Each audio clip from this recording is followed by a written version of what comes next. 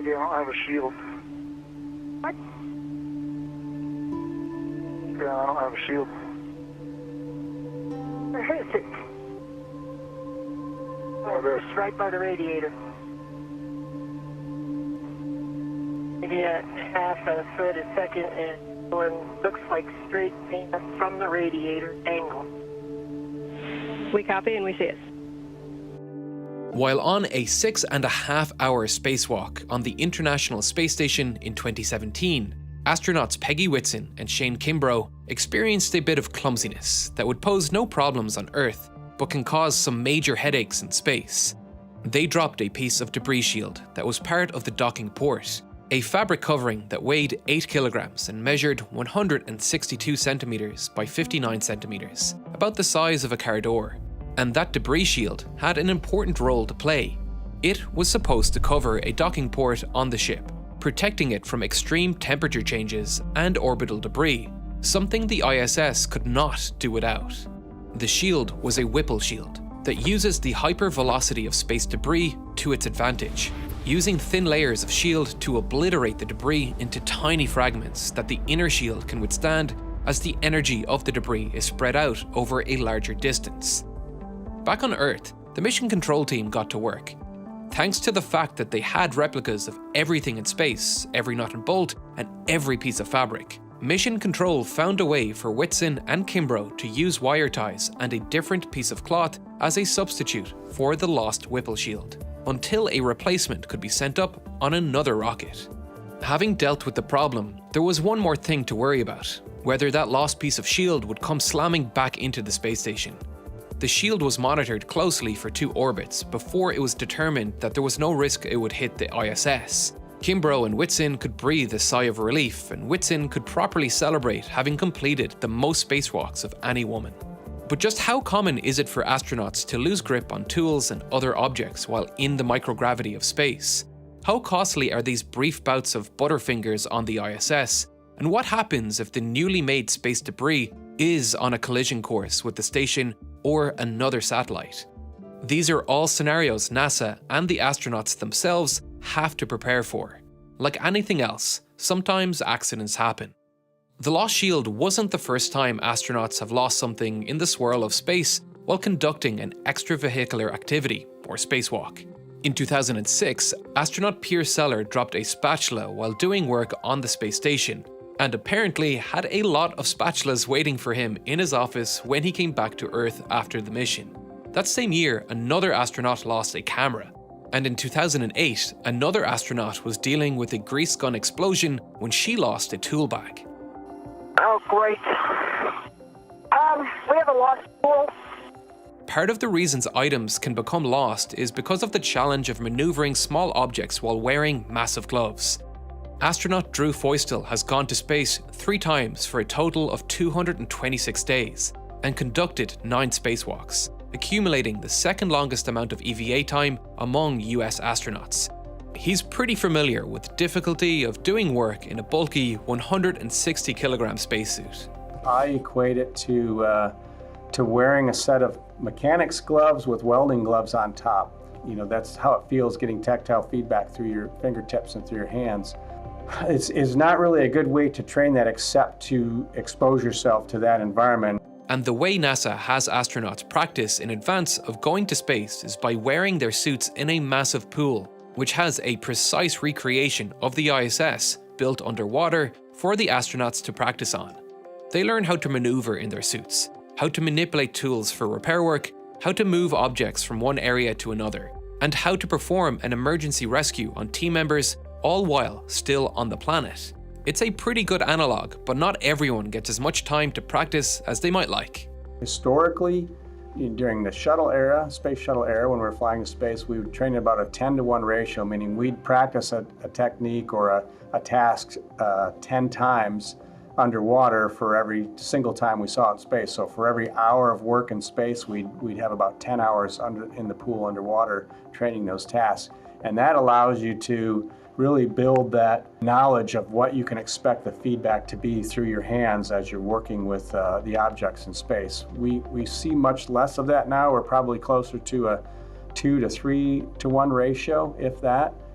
So it's more difficult to have that exposure, and it becomes a challenge. The astronauts have a number of safeguards for themselves and all their hardware once they're outside the station doing an EVA.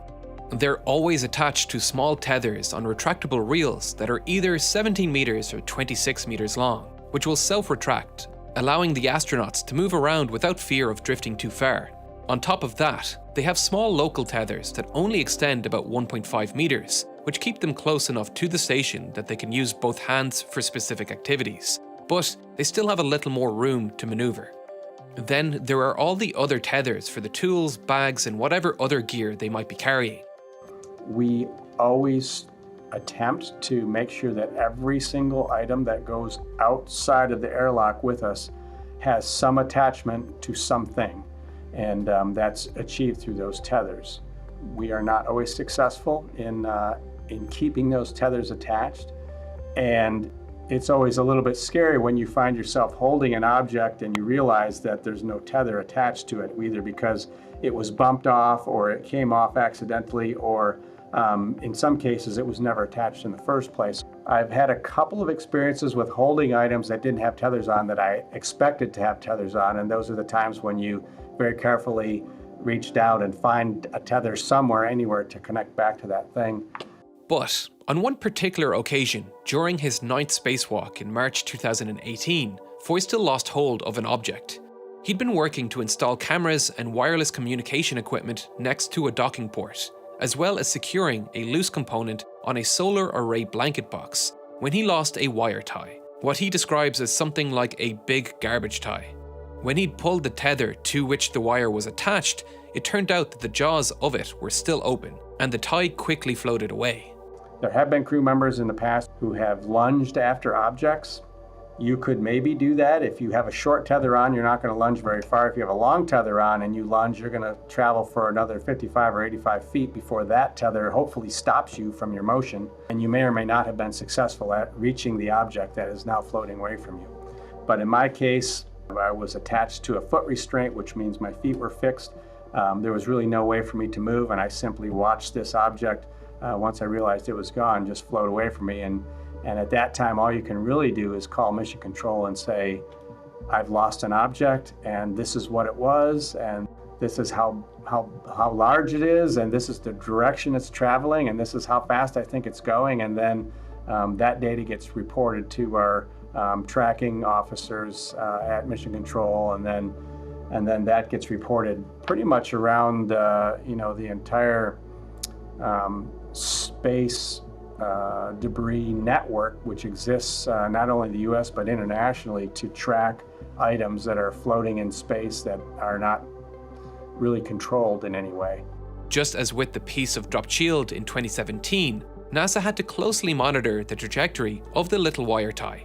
And in this case, despite the object being much smaller, it ended up being more of a problem. What I was told after the loss of my wire tie is that for the first time in history, a satellite had to change its orbital altitude because of a free-floating object in space for fear of damage to the satellite. And that object was my wire tie that I had lost, was floating around, and had an impending collision with some type of satellite that was important to somebody. And they actually had to change the orbital altitude of that satellite in order to create a greater distance or miss distance between those two objects. And something as small as a wire tie could destroy an entire module on the space station, or even cause catastrophic damage to any piece of equipment in space. Of course, this issue with debris goes far beyond a few mishaps with astronauts losing hold of things while on EVA. NASA has a pretty good track record on the vast majority of spacewalks. Everything that's carried out is carried back inside. The real problem is that debris has been accumulating in orbit around Earth ever since the space race began with the launch of Sputnik in 1957. By 1979, debris from satellites and failed rockets were already posing enough of a problem that NASA created the Orbital Debris Program to monitor the accumulating number of small objects that could cause damage to spacecraft. This program uses a network of ground-based and space-based observation techniques like the US Air Force Space Surveillance Network, which can keep track of larger objects in space, while ground-based radar, like the Goldstone Solar System radar, can detect much smaller objects. Of course, it would be impossible to keep track of all the debris. Today, there are 23,000 objects larger than a softball orbiting Earth, 500,000 1 cm sized fragments, and over 100 million microfragments that are 1 mm or slightly larger. So, computer models have been developed to log and track space debris, which alerts controllers when a collision becomes a threat and allows avoidance maneuvers to be performed. The ISS has a risk management system when a potential collision is detected. The ISS has an imaginary box drawn around it, 50 kilometers squared and 0.75 kilometers deep. This acts as an exclusion zone, and any tracked debris that could pass through it will send an alert to mission control. From there, careful risk analysis begins. If there is a 1 in 10,000 to 1 in 100,000 chance of collision, the ISS receives a yellow warning, which means flight controllers must perform avoidance maneuvers if they do not interfere with mission objectives. That can be as simple as interfering with microgravity experiments. If there is a greater than 1 in 10,000 risk, then a red warning is received, and the International Space Station must take action, regardless of mission objectives. These exclusion zones exist for all satellites in NASA database. For example, in March 29, 2012, an automated email alert was sent to the Fermi Gamma Ray Space Telescope team, informing them of a predicted incursion between Fermi and Cosmos 1805, a retired Russian spy satellite, where the two would pass within 200 meters of each other, forcing them to abandon their mission temporarily and point their thrusters, which were designed to deorbit the satellite, in the direction of travel, performing a 1-second burn to prevent a potential collision.